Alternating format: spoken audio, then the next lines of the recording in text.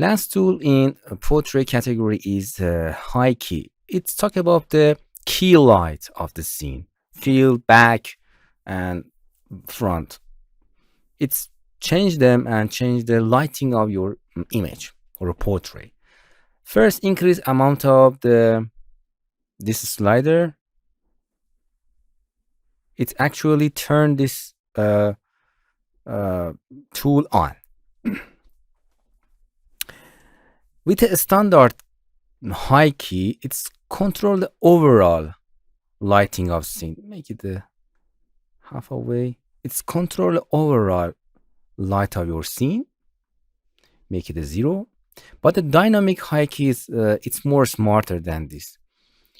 It's lighter the shadows, lighter the skins. You can see it better. Nice. And the black, it's control the lighting of a black area. More black or more white. Brighter. Nice. Come back. To activate this tool, you have to increase the number of the amount. Then you can come to the advanced setting, make glow. Object glow, it's brighter, and make it glowy at brighter part of image. If you want to more contrast between the color, or less, or change the overall saturation of your color. It depends on your color. For example, you can change with this.